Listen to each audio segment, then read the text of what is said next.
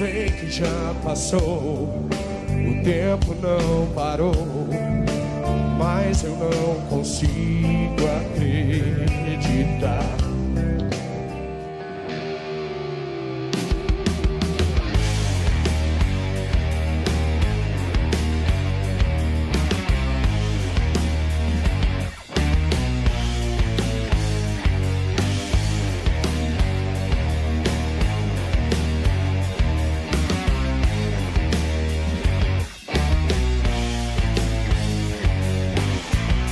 Salve, salve, rapaziada, sou o Gleison Fonseca, vocalista da banda Carne Nua. Você tá ligado no canal Carne Nua TV. Estamos começando mais um Palcos e Papos e hoje eu recebo aqui um grande amigo de longa data, o senhor Ronald Hércules Messeder Esquerdo, vulgo Bauxita, ou para os mais íntimos, Baú. E aí, Gleison? Fala comigo, tudo bem? Pô, você foi fundo, hein? Fui? Achei que você ia errar algum nome. Eu quero saber de você o seguinte, antes de Bauxita, quando o pequeno Ronald estava ali balbuciando as primeiras palavras e os seus primeiros relacionamentos sociais, escola, tarará.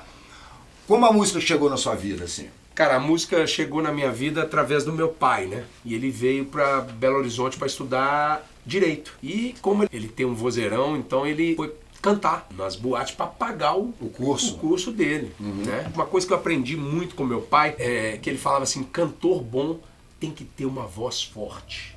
Explosão, né? É, porque, por exemplo, nas fitas que a gente escutava, nas viagens, era bem assim, Altemar Dutra, Lupicínio Rodrigues, Albi Peixoto, Nelson Gonçalves, Ângela Maria, Alcione, Benito de Paula. Só trovões. Só, né? Voz mesmo, né? E eu aprendi isso. O apelido nasceu como? Nasceu o seguinte... Essa ressalva que é coisa que muita gente... Às vezes até perguntam, você é amigo do Bauxita, por que Bauxita? Eu falei, cara, eu só sei que é nome de um minério. É. Agora, porque tem uma rua em Santa Teresa com o nome Bauxita. Sim, já quis até roubar aquela placa. É mesmo? Isso é loucura. Mas o nome Bauxita, né? Eu morei muito tempo em Anchieta e eu tinha uns vizinhos, que eram os filhos do Procópio Cardoso, e o João e o Beto. E a gente jogava bola. Aquela história de andar sempre com os caras mais velhos, eles eram mais velhos. E eu ia lá jogar bola com eles. Eu lembro que eu não sei se foi o Beto ou o João, ele falou assim, ô Bauxita, e riu. Eu não sabia o que era isso. Bauxita. Comecei a xingar ele. Se apelar o apelido pega. Apelei. Aí o cara, Bauxita, Bauxita, Bauxita, Bauxita. Ele foi e espalhou no colégio. Falou, não chama ele de Bauxita, não, que ele não gosta. Pronto, aí chegou no Promove, todo mundo, Bauxita! Mas Bauxita. O porquê? De onde ele tirou isso? Não sei. E o Marco Aurélio, então, ele por acaso, então, te chamou pra montar o Esfinge? Não. O Marco Aurélio, ele era amigo do Beto. O Beto era baixista do Esfinge. E aí, quando ele falou, cara, eu tenho um vocalista, o Marco Aurélio falou assim, ó, cara, tem um cara que canta, que é o Bauxita, ele canta pra caramba. Pô, deixa eu ver. Vai mandar bem no Bruce Dickinson. Ele conhece Bruce Dickinson e tal. Me chamou. E aí, quando eu falei assim, não, pra mim o Esfinge era um cover do... Que não existia essa palavra cover, né? Na época, né? Então eu falei assim, é um Iron Maiden, nós vamos tocar Iron Maiden. Eu lembro que, vamos tocar Iron Maiden, o que você toca? The Number of the Beast, aí começou a surgir as músicas e tal. E aí o Beto falou assim, cara, mas a banda que eu quero formar não é pra tocar só o Iron Maiden, é pra tocar as minhas músicas. As autorais. Autorais. Tinha uma música dele lá que chamava Um Homem Chamado Deus. Que era o refrão, um homem chamado Deus. Aquele trem Iron Maiden puro, assim, saca? Só um parênteses aqui. Quando eu te vi cantando pela primeira vez, foi no ginásio do Ginástico. Festival da Antena 1. Eu não me lembro. Dirceu Pereira apresentava. Pode ser, pode ser. A exemplo de hoje, naquela época eu já era quase um ano mais velho que você. Sim. E pensei, caramba, cara, esse moleque mais novo que eu, e que todo mundo já falava de você. Fui ver o Esfinge, principalmente por causa... Eu não conhecia o resto da rapaziada, assim. Eu também não te conhecia, eu digo de nome. Você tem que ver, o Hudson Vaz era um molequinho magrinho. Nesse show, salvo engano, ele tinha quebrado uma das pernas. Ele quebrou o tornozelo do pé direito. Sim, ele é destro. Sim. Ele fez o bumbo com o pé esquerdo. Sendo absurdo, destro. É absurdo. Eu não esqueço desse show, foi quando eu estive cantando pela primeira vez. Nessa época tinha o Sarcófago, tinha o Kamikaze, que ganhou esse festival. O próprio Sepultura, foi nessa triagem desse festival, participou e foi eliminado da primeira triagem. É mesmo? Muito overdose, participou. Por falar em Sepultura, com certeza esse festival que nós estamos nos referindo aqui do Ginástico, era o Jairo, certamente. bem no começo, Jairo. né? Andréas Kisser, enquanto isso, lá no ABC Paulista, salvo engano, ele é de Santo André, não sei, Sim. tinha uma banda chamada Esfinge. Sabia disso? É verdade? Não sabia, não sabia. E era muito louco, a gente até brincava. Hoje eu brinco, né? Os caras do Esfinge que toca, né? Nossa, é verdade. Tinha essas piadas, ouvir é dose. Esfinge que toca. Ali e tinha o Tridente, lembra do Tridente? Você foi cantar no Tridente depois substituindo o Rafa. Exatamente. O que aconteceu? Depois desse festival, eu lembro que até o 7º colocado gravava-se um LP pela Antena 1, lá Antena 1. Que esse LP não saiu. Não aconteceu. Ah, vá. O Kamikaze ganhou. O Tridente ficou em 2º lugar. E o Esfinge ficou em 7º e participou. O que aconteceu foi o seguinte, quando o Rafael, que era o vocalista do Tridente, estava indo para o Rio de Janeiro. E os caras fizeram um convite para mim. Você quer cantar no Tridente? Aí eu falei, pô, eu lembro, né? Eu lembro da música do Tridente. Essa noite eu tive um sonho, profecia ou alucinação, sei lá. Sonhei que o mundo tinha vazado no buraco do assoalho da sala de estar. Era meio Led Zeppelin. Não, quando eu o riff era maravilhoso. Foi quando eu escutei Led Zeppelin. Porque o Led Zeppelin, eu vinha com aquela onda do Iron Maiden, né, aquela coisa mais metal, mais cavalgada, Esfinge, Iron Maiden, Judas, Accept, eu gostava dessas coisas, né? Eu ouvi Led Zeppelin, eu falei, ops, teve um divisor de águas ali, sabe? E aí, quando eu ouvi o Tridente, eu falei assim, pô, o Tridente tem essa pegada, Led Zeppelin, muito. Deep Purple, que eu falava, pô... E tinha um baterista maravilhoso que era o Marcelo. Saudoso Marcelo. Marcelo faleceu? Faleceu, não sabia disso. Eu toquei com ele uma vez. Marcelo faleceu. Faleceu muito tempo. Não sabia. Marcelo foi discípulo do Dom Vaz, que é o pai do eram os dois bateristas que a gente falava pra caramba no cenário do heavy, do hard rock, naquele começo dos anos 80 ali. Era o Vazinho, chamava de Vazinho, que era o Hudson e o Marcelo. Pois é, ali o Tridente me chamou e tal, e aí eu começamos a tocar, eu conheci Pato Hendrix. Né, que ali começou uma vertente da minha vida também, que eu conheci, além de eu conhecer Pato Hendrix, conheci Led Zeppelin, conheci drogas. O Pato Hendrix tem histórias. Conheci drogas, conheci lisérgicos, aí fui enveredando para esse lado também. Mas aí, naquela coisa bem efervescente do adolescente, querendo experimentar, ouvir muito som e tal, e aí conheci um lugar chamado Tribo de Solos. Ali, Reginaldo Silva. Ali, quando eu fui na Tribo de Solos, que era ali no Lourdes, numa casa Zola. da Dona Anitta. Dona Anitta, que era a avó do Elcio, que era uma senhora de quase 80 anos, que administrava um estúdio onde a galera ia lá fazer o famoso free. Que hoje chama-se Jam Session, né? Que a gente vai fazer uma gig, uma jam. Uma jam, era free. Era o free. E eu lembro que eu fui lá pra fumar maconha. Porque lá era liberado e tinha uns bagulho melhor. Fui lá, cheguei lá. Tava lá o Elcio lá na rede e tal. E aí comecei a conhecer o Elcio. O Elcio era a Tribo de Solos e ele era o cacique da Tribo de Solos. E aí eu fui pra lá, pra Tribo de Solos, porque eu falei assim, não, o Kamikaze é lá. E o meu sonho, particularmente agora, confessando em primeira mão para os seus ouvintes e aí, né? Para os seus também. Para os meus também. O meu sonho era ser o vocalista do Kamikaze. Mas que lá nos anos Depois 90, eu tive a honra de produzir, sei lá, 3 shows Caverna. Com você nesse bar que eu era um dos sócios lá, Caverna Rock Bar, que hoje chama Matriz. A gente tributo ao Jimi Hendrix. Tributo ao Jimi Hendrix. Bauxita e Kamikaze. Eu devia ter trazido uns flyers aqui pra mostrar. Pô, você tem isso? Tenho. Cara, você acredita? Pô, sensacional. Ao Vivo Produções apresenta. Eu lembro. Você morava no JK. O camarim era na casa dele, eu lembro disso. Já subimos muito 24 andares aí pra ir pro camarim.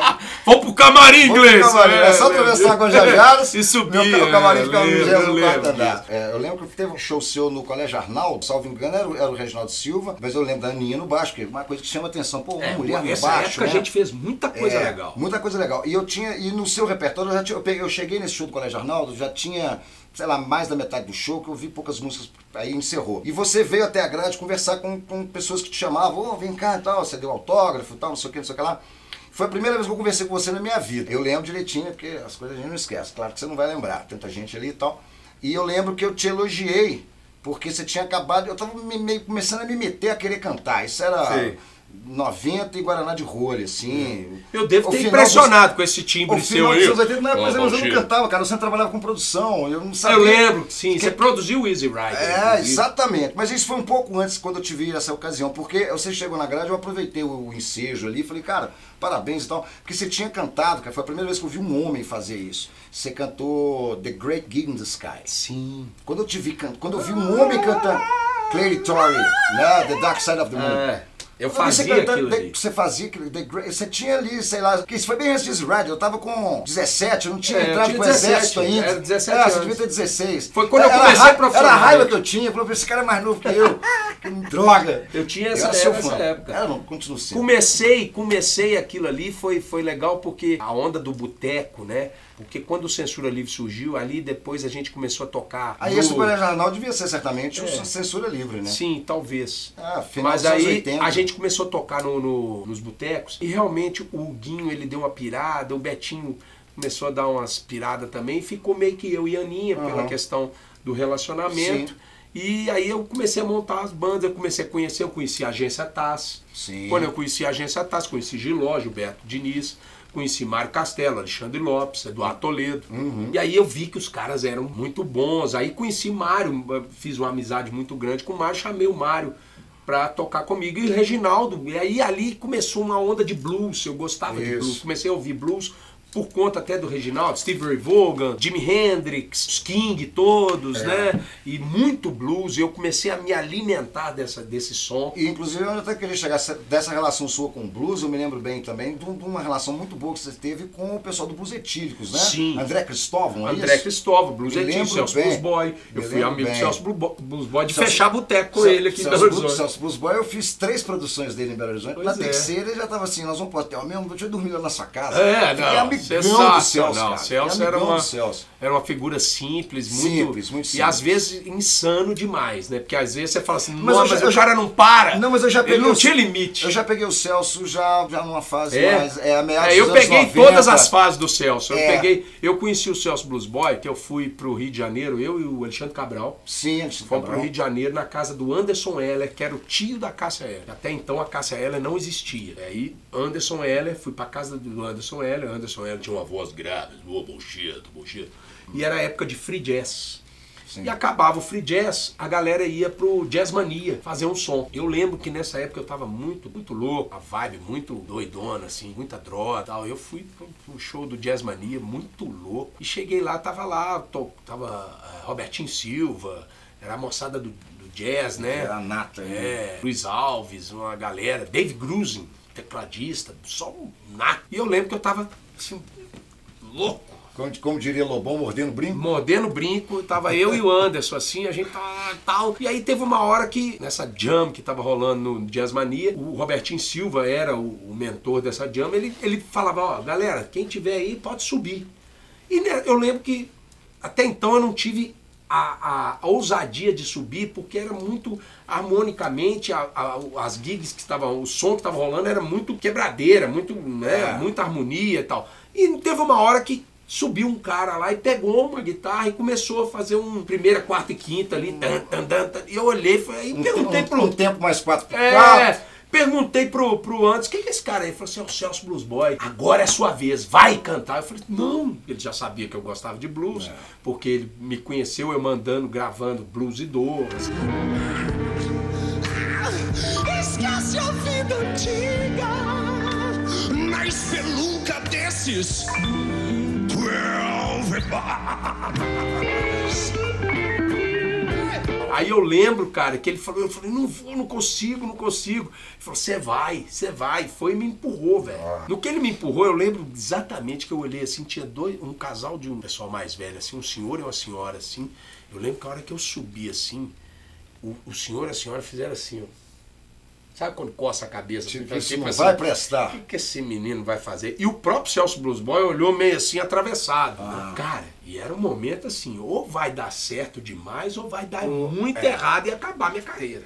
Eu não tinha esse termão de ser mais ou menos. Eu tava ali com a nata da música. Do jazz, do blues. Do jazz, do blues do Brasil. Sim. E eu lembro que quando eu subi, velho, eu olhei, o Celso já olhou estranho pra mim, o Robertinho também, todos os músicos, o Luiz Alves, os caras tal, e o Celso começou, eu peguei o microfone e comecei. Eu lembro que a fisionomia das pessoas foi mudando. Inclusive do casal? Inclusive do casal. Não, esse casal no final tava em pé, gritando, velho. O bicho acabou, o Celso no final tava assim, de onde você é? Tocando comigo, eu falei assim, de Belo Horizonte. Demais, hein, mineiro? E sorrindo até aqui, o povo tudo doido. Acabou, eu desci do palco, jornalista, na entrevista, de onde você vem? O Anderson já queria virar meu empresário. O irmão da Cássia? O tio dela. O tio da Cássia, perdão. O Anderson Heller. Começou, Bauchito, arrebentou, Bauchito. E tal, e eu, vambora, tal, aquela coisa. Querendo ir embora, velho. Porque sabe aquela coisa de ficar recolhido? Que a gente tava meio maluco. Falei, eu não quero ficar aqui não, velho. Tá doido? E aí foi, cara, ali começou uma história de blues. Aí eu conheci o pessoal do Blues Etíricos, aí eu conheci os caras lá, Flávio Guimarães, aí tinha os festivais aqui no Mineiríssimo, do Luiz Carlos. Sim, do Luiz Carlos. E o Luiz Carlos trazia, falava, Baú, vou botar você. E aí eu comecei a conheci o André Cristóvão aqui. Isso, aí o André Cristóvão me chamou para cantar pela primeira vez em São Paulo, no Aeroanta. Eu fui, aí eu comecei a fazer uma temporada tocando nos Jazz and Blues de São Paulo, Santo André, São Bernardo. Se eu estiver errado na cronologia aqui, você me corrige. Mas logo depois da coisa do blues assim e tal, você teve uma parceria muito legal com o Play. Onde que o blues... Foi antes. Foi antes? Foi antes. A minha história com o Play foi logo ali depois da Tribo de Solos. Foi logo ali depois da Tribo de Solos, né? Play tinha uma banda, eu tinha uma outra banda. E a gente tocava nos botecos. Eu lembro que quando eu tocava, o Play não tinha show, ele me ligava e falava, Baú, eu não tenho show, cara. Posso dar uma canja com você lá no seu show? Eu falei, claro. E ele ia, cantava metade do meu show, me ajudava pra caramba, e eu dividia o meu cachê com ele. E ele vice-versa, fazia isso. Eu lembro que, assim, vamos colocar assim, mensurar mais ou menos o valor, era tipo 10 conto. 10 reais, não sei qual que era a moeda na época, eu sei que era um cachê assim, tipo de 10, num valor tipo hoje, 10 reais. Dá pra comer um sanduíche, comprar um maço de cigarro? Nada, eu dividia, dava 5 pra ele, 5 pra mim, e ali a gente criou uma amizade. A sua cronologia tá certa, mas eu tô falando que eu conheci o Play ali, era o Planeta, não era nem o Play, mesmo, o apelido dele era Planeta. Exato. E aí ele cantava, você tem que conhecer um negão que canta muito, é o Planeta, e isso ficou no meu ouvido. A gente estudou com a mesma professora, que é a Miriam Mendani, e aí a gente criou uma amizade muito grande, muito grande. E futuramente a gente montou o Dance Club. O nome não me lembrava. Era Dance Club, que era uma banda meio tipo assim, que tocava o Earth, Wind and Fire, Jim Bohorn. Era o dance, soul, funk. Que tinha muito do repertório de um programa que você teve nas Gerais. O Black Knights. O Black Knights. Até fui no seu Foi programa. aí que aquilo ali surgiu. Você não vai lembrar também não, mas você já me entrevistou no seu programa. Sim, o Black Knights era muito doido, porque eu fazia um programa nas Gerais. Era um programa que era para ser assim, tipo um experimental assim de 1 horinha, mas aí acabou que virou 2 horas. Era sábado à noite. Nobre. Era a hora que a galera tava indo pra balada. E era uma época muito... O dia que você me fez a entrevista comigo lá, de lá eu fui pra balada. Eram umas festas muito... E que rolava muitas festas na época do DB Six. Sim, galera dançando. Esse período. J-Quest. Já tava começando. Né? Então era muito a coisa fervendo da coisa da black music. E aí o João Guimarães, né, antenadíssimo, né, o cara visionário, ele virou e falou assim, cara, vamos montar o Black Knights. Você conhece muito de música black, eu tinha um acervo muito grande. O próprio Ricardo Fiuza me aplicou em muita coisa, tecladista, me ajudou muito o Ricardo Fiuza. Nesse quesito eu estava produzindo um disco meu junto com a Mauri Ribeiro Júnior, jornalista, que era o Antropofagia 3, que foi produzido pelo William Magalhães, da banda Black Rio, que teve o Delmar Brown, um tecladista que tocou com Sting, participou, Cláudio Rosa no baixo, o Mário tocou a batera, o Play participou, Silver Klein. É um disco sensacional. Então, assim, muita coisa. Foi até um embrião daquele CD da Fernanda Abreu, que é o Vamos Bater Lá. Vamos Bater Lá. Ela ouviu o Antropofagia. E aquilo ali foi uma inspiração para ela, sabe? Então aí eu fiz esse disco e montei essa banda, o Dance Club. Logo depois que eu vi que eu não tinha grana para lançar o disco, aí eu montei essa banda. o Dance Club, e tinha o Dalmo e o Sandro, que dançavam. Eles dançaram com o Jota Quest no começo. Com o Jota Quest. Quando foi que aí agora, seguindo, acho que eu não vou errar a cronologia dessa vez. Aliás, eu não errei, né? Não, você não errou. O Jean Paul. Aí foi depois. E também foi uma banda, um trabalho muito legal que você teve. Foram 2 álbuns. Um a gente não lançou, Aí eu lembro que eu conheci um amigo, que era o Cadu, e ele era dono de uma concessionária e ele fazia umas festas particulares. E ele tinha mania de contratar o meu show e contratar o show do Camuflagem, que eu conheci os meninos do Camuflagem. Exato. E era muito legal, porque o meu show era legal, tudo, beleza, e o show do Camuflagem era legal, mas na hora que juntava eu com o Camuflagem, a coisa virava, pá, explodia. Ficava bem melhor, né? E aí começou a ter... O Camuflagem era mais rock and roll, eles tocavam Red Hot Chili Peppers. Mas eu gostava demais da pegada, porque juntava o Dilton, o Geraldo e o Tony, né, o Adriano, juntava os três, e aí eu ia, cantava e, cara, o povo pirava. E as festas do Cadu eram festas assim, né? Memoráveis. Aquelas loucuras maravilhosas. Eu acho que eu passei um Réveillon com você numa das festas dele. O Cadu era sensacional as festas dele.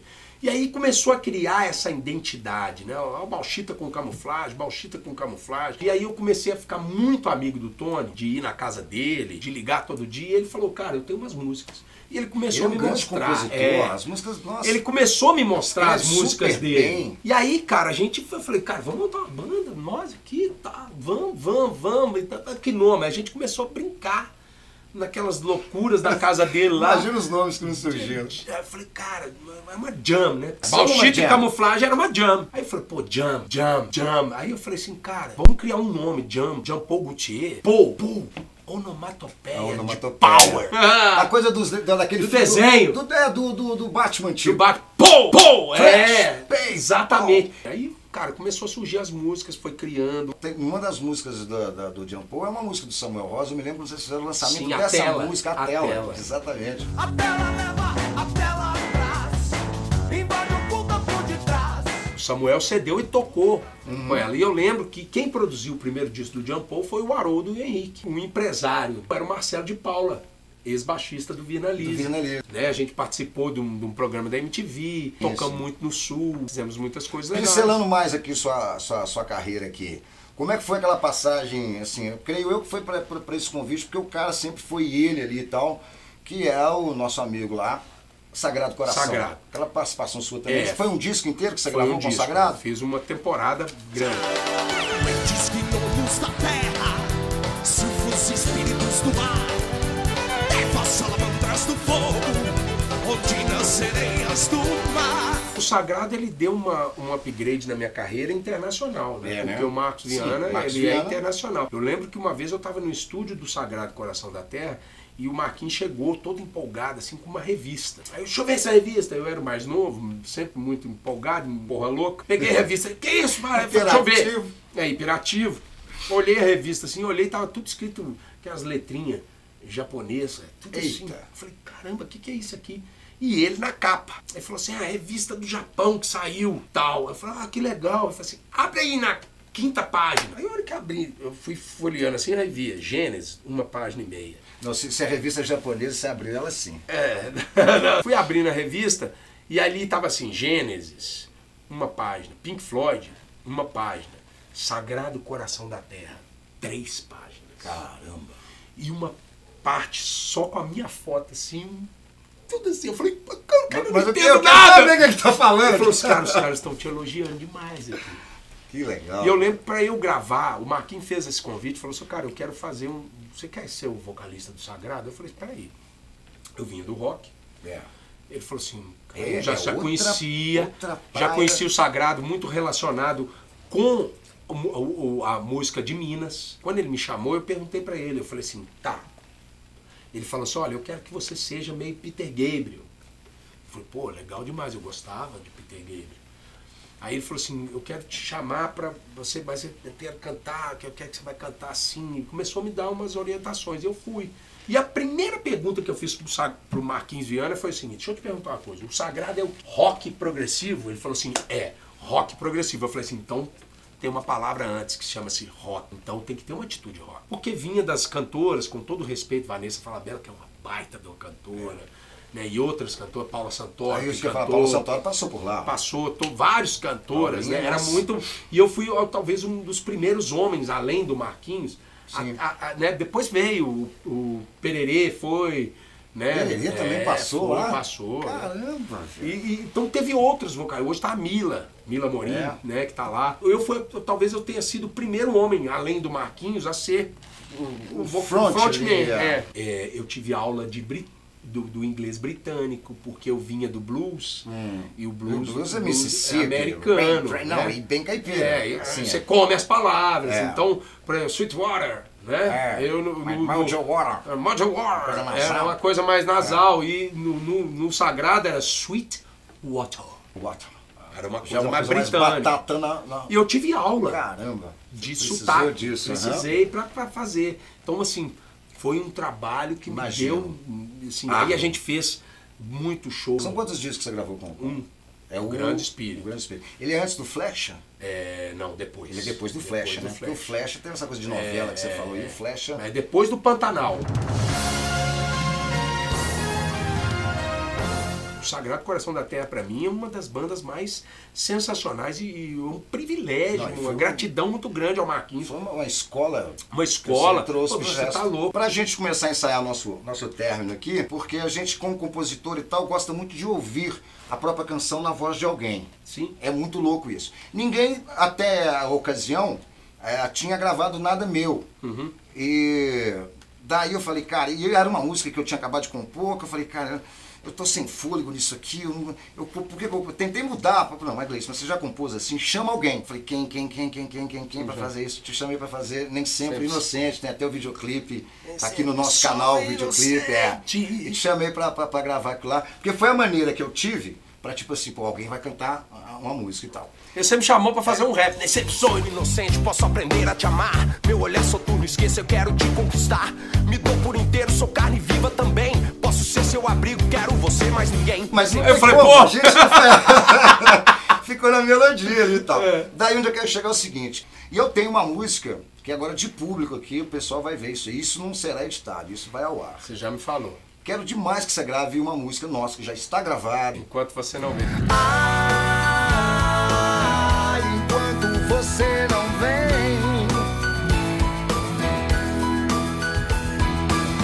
Porque era uma coisa que a gente estava falando, que onde eu quero chegar, que você vai falar do seu novo projeto, do Cason. Você está falando enquanto você não vem, só para contextualizar, enquanto você e o você com V maiúsculo, que é você, não é enquanto você não vem, não é a sua amada, não é a sua namorada. É enquanto você... E se você analisar a letra, tá dentro de uma conversa que nós tivemos um dia pelo WhatsApp sobre o projeto seu do Cason, junto com o Nilo aqui do estúdio, e que não é aquela coisa que muitas vezes as pessoas olham com preconceito, tipo, a palavra Deus, como é que eu vou cantar isso aqui, não sei o que lá.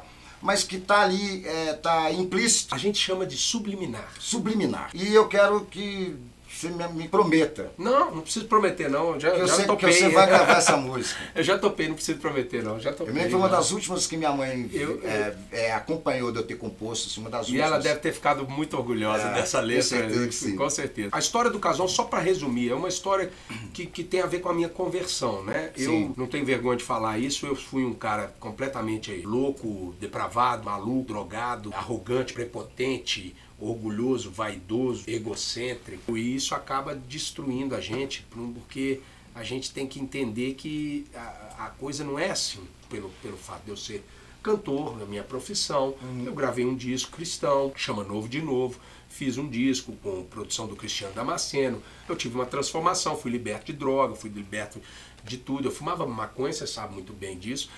Eu só não fumava quando eu estava dormindo, né? Aí não tinha jeito, mas eu fumava para tudo. Numa entrevista dessa que nós estamos aqui há 1 hora, eu já tinha fumado uns 3, 4 baseados. E no momento da minha vida, Deus entrou. E quando ele entrou, preencheu, eu não precisei mais disso. Saí de todos os processos, de todas as bandas que eu tinha. Por quê? Porque eu precisava fazer isso. Para fortalecer. Esse tempo. Porque é muito mais fácil o mundo te puxar do que você puxar o mundo. E eu lembro de um cara que chegou perto de mim, eu olhei pro cara, o cara Rastafari, assim, eu olhei pra ele. Ele chegou e falou, ô Bauchito, beleza, todo simplão, assim, humilde. chegou pra mim e falou assim, ô cara, pô, bacana seu testemunho e tal. Ô velho, deixa eu te falar, eu sou de uma banda, eu tenho uma banda e tal. Aí começaram a conversar, ele virou pra mim e falou assim, o meu sonho é você cantar na minha banda. Sabe quando o cara faz assim, meu sonho é você cantar na minha banda? Aí eu tava ainda naquela fase ainda, recém-convertido, tava, eu virei e falei assim, valeu cara, obrigado. E virei e fui embora, sacou? Fui embora, velho. Falei, cara, esse cara tá gravando meu disco, não vou pensar em entrar numa banda agora, nada disso. E eu tava tocando na igreja lá e eu lembro que o guitarrista ia sair da banda. E eu precisava de um guitarrista. Aí eu falei, ô Luciano, você não quer tocar comigo não? Ele falou assim, pô, toca, vambora. Ele já me conhecia, foi embora. Eu vou levar um outro guitarrista amigo meu que toca comigo, tá bom? Eu falei, não, beleza. Eu cheguei lá, quem que era o guitarrista? O Nilo.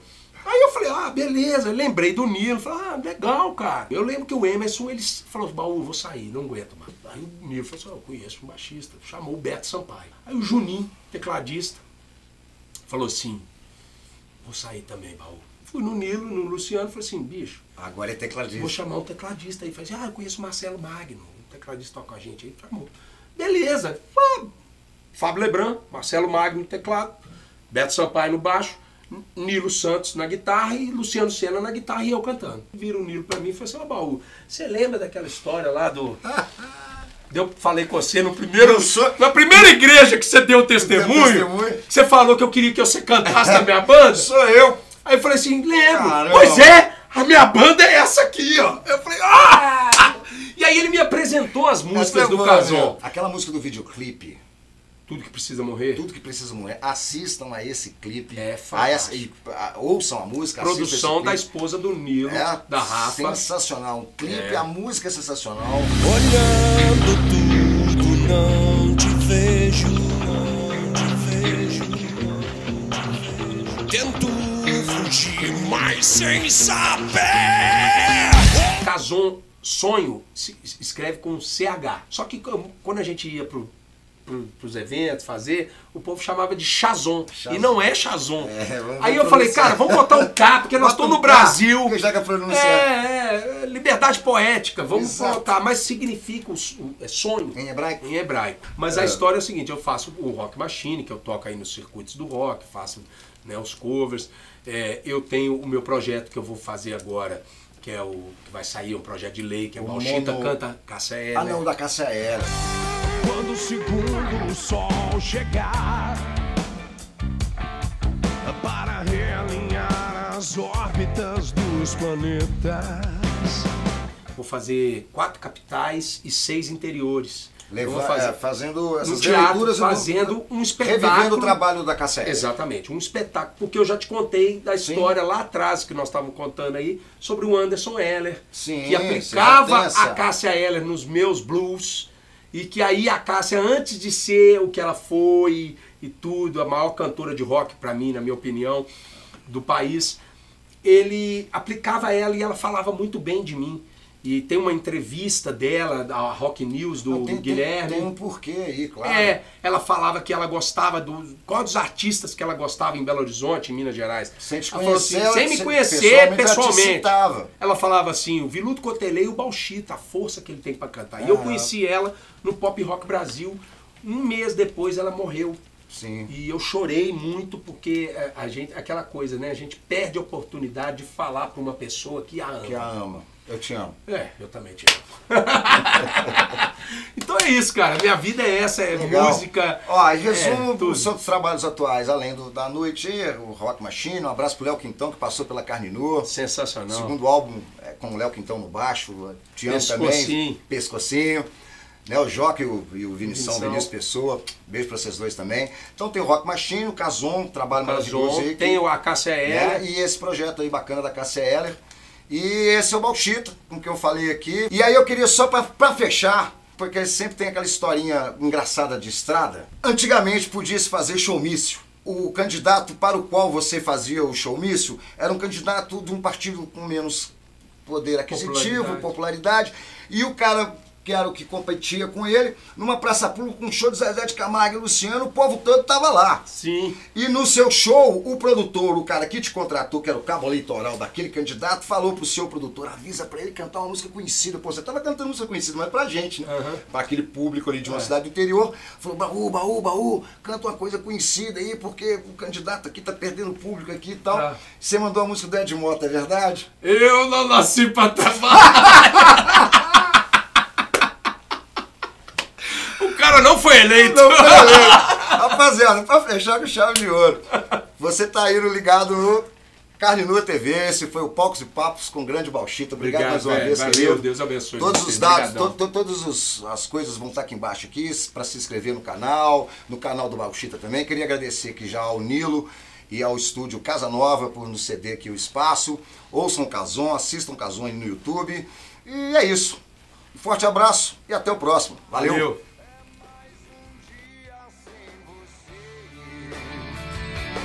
O tempo passa lentamente.